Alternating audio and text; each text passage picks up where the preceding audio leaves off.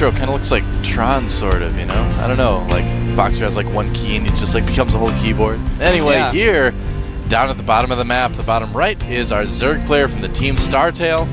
He is July, winner of our last game.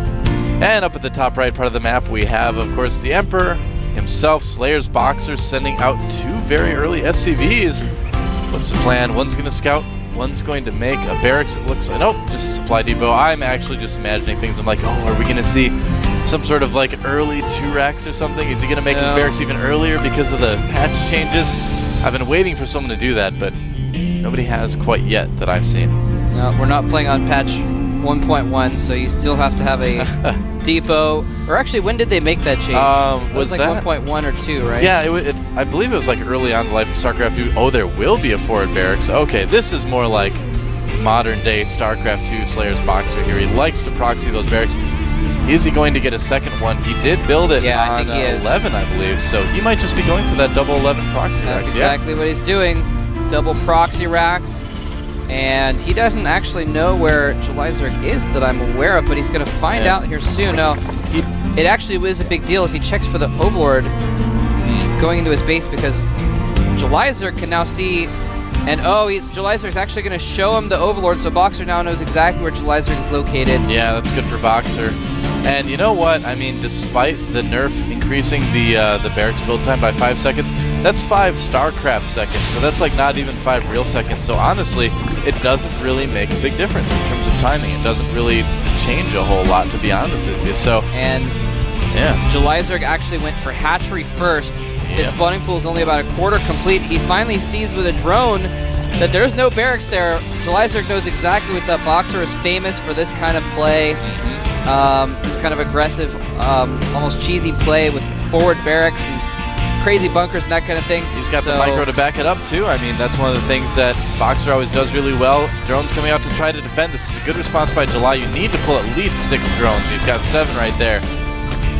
But Boxer has SCVs as well. Looks like the one building the bunker is going to die though, but there's another one ready to start and join in right away. Second Marine coming in. The drone's getting a surround on the SCVs. Wow. That other SCV not building the bunker, and July responding so well to this, but he still is going to lose some drones. We're going to have to see if he did enough. Nice Marine micro there pulling one back, but where are all the SCVs? Where have all the SCVs gone, Moltrap?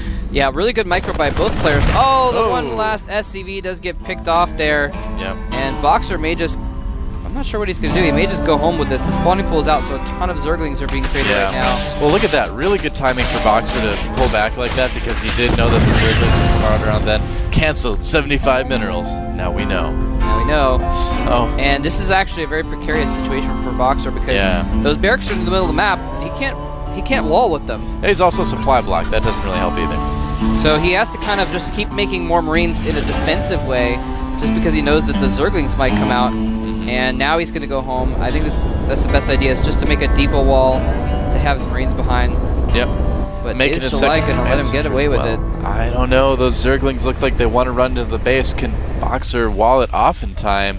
That's the big question here. Boxer's going to micro, and he does actually have enough Marines to take this out. At least he should, unless he gets them surrounded. Oh, no. No. Oh, that normally would be enough Marines, but when you get them surrounded like that, Mole Trap, it doesn't work too well. And that actually might just be a game right there, because July Zerg is now going to be able to harass this front. There's nothing Boxer can do about it. He's going to have to pull SCVs to repair, but he only has about 12 SCVs as it is. Wow. Well, this has gone rough for Boxer. I mean, July, though, he responded really well. You see so many Zerg players not pulling enough drones to defend it. You know, they don't take it quote-unquote seriously enough. But July knew exactly what to do. Did it very well. And, yeah, looks like Boxer's going to be able to keep these supply depots repaired until the Marine pops out. But that's a lot of minerals used to repair all those supply depots, and that's going to slow him down even more. Yeah, he didn't have a ton of SCVs to begin with, so he's not mining with a lot. Now, here's the thing. Boxer actually did get another command center up in the interim. Yeah. So he's actually not too bad off. Once he turns that into orbital, his economy will be doing decently. Yeah, he'll have mules. He'll be able to make SCVs 2 at a time. It's not out yet. Getting that factory down there. And, you know, if you look at the worker count, too, it's not too different. I mean, July only has 20 drones right now because he, you know, made a lot of Zerglings. He made a lot of Zerglings. That's a good point, actually. I didn't realize how few drones July Zerg had, although he is droning up. He just made it another half dozen.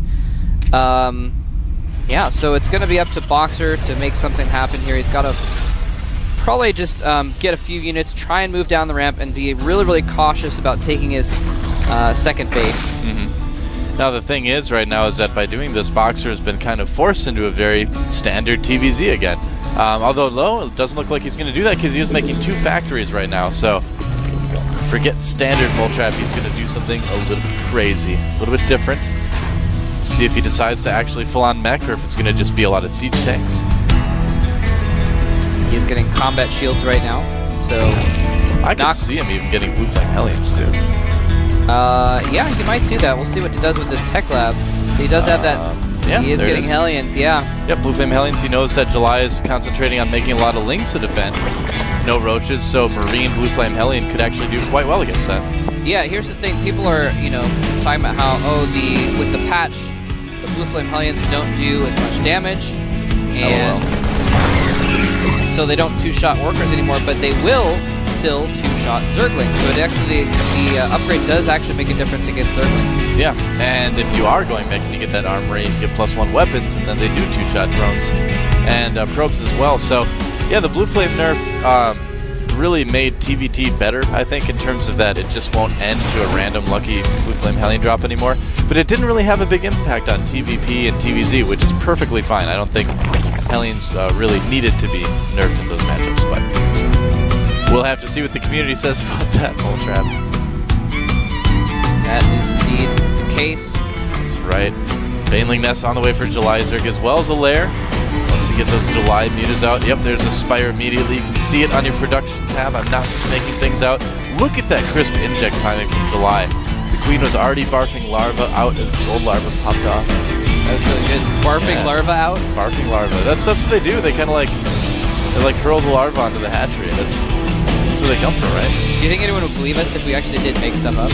You're saying I'm not making that up. Like, what if we're like, oh, he's actually making an Ultralis cavern? People are like, we could see the production tab. And we're like, no, it's a glitch production tab. There's really an Ultralis cavern being made. That's right. It's a bug. All patches, all spiders look like Ultralis caverns now. No, we're just kidding. Zergling's going to get in. Nope. No, they're not. And Boxer brings pressure on. Yeah, moving out. And will he be able to avoid these banelings? That's kind of the big question. If he can do enough damage before the mutas come out, because July makes his typical amount of a lot of mutas. There's not a lot of marines to defend against that. Looking for a third. It's not there. Oh, watch out, Oh, Boxer! Got a fight through. All right, well. Just was not paying attention at the initial moment of that battle. Got caught off guard. Oh, no, and he's getting the hellions surrounded by Zerglings again. And it looks like he might be able to micro. Yeah, with these 2 more hellions showing up, that's going to help quite a bit.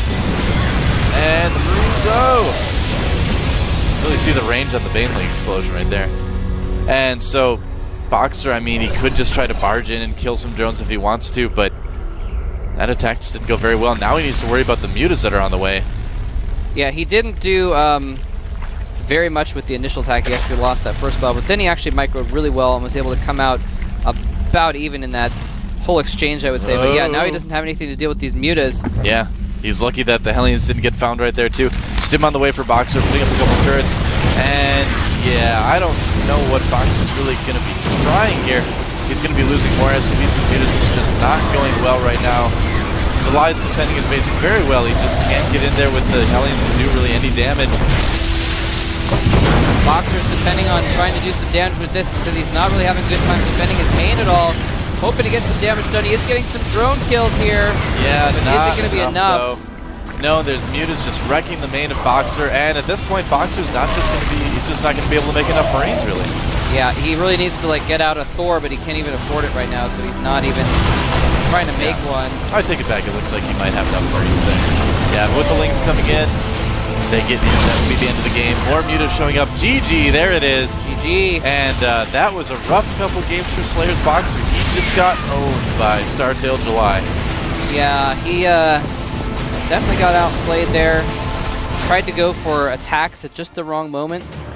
Yeah, I don't know, it just didn't work. And I mean, you see things like the Banelings running into Hellions and Marines and stuff, and you just don't see that as much with other Terran players. I hate to say it, but Boxer's control lately in situations like that just has not been on par with a lot of the other Terrans we've been seeing in the GSL lately.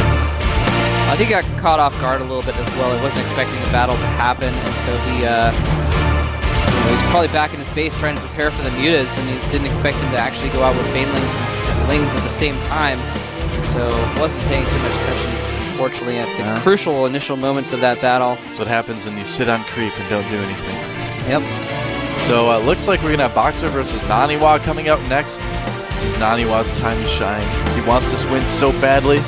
Yeah. He can taste it. He hasn't had a lot of success in the GSL yet. He wants to prove to fans that he can compete here. You know, obviously he's here for practice first. It's kind of his first priority. But, you know, he'd love to get some results in a tournament setting as well. So yeah, definitely. We'll see what happens. Yeah, he actually is he's kind of a really smart approach to his time in Korea. He's not here to try and win anything just yet. He's here to try and become the best Starcraft player that he can and win something later on. So it's a really cool approach to be taking to his situation here. He's planning on being here long term as well, so he is in it for the long haul. And of course, like you were talking about earlier, he just joined Complexity, and Complexity is partnered with MVP, so he's currently playing at the MVP house, training with players like Dongregu and Keen and Noblesse. Well, we talked to him today a little bit at the GOM house, and he was saying that at the MVP house he sits near Dongregu and Genius. So those are two good guys to sit next to if you're going to train. There he is right there. He's gone from the GOM house back to the MVP house. That's where I believe he is right now, playing his games. Yeah, I think so. Going to try to get a win here against Slayer's Boxer. We'll have to see how good Boxer's Ghost Control is doing in this game. I think that's what it's going to come down to quite a bit. We have seen Boxer win some PvPs in the GSL. Yeah, it seems like a lot of the time, that's what TVPs do come down to in the late game. If it does get to the late game, is control of your ghosts versus the Templar trying to feed back the Ghost trying to snipe and or EMP the Templar, and whoever gets the first shot off and eliminates the others, their opponent's spellcasters ends up having the advantage usually. Yeah, for sure. So, yeah, and then after this match, of course, we do have July versus Naniwa. So basically how this works is it's kind of a round-robin best-of-3 now. If there's not a winner out of these 3 matches here, if there's not somebody that has, 2 victories, we're going to have to go to sort of a single-game elimination where basically we're going to play round-robin again. But this time, if you lose 1 game, you're out. So we'll have to see what happens here with that. So it's all on the line for Boxer here. He needs to win this series for the possibility of a tie. And he is going to be putting his heart and soul into this match. We're going to get started in just a minute on Daybreak here at the Arena of Legends.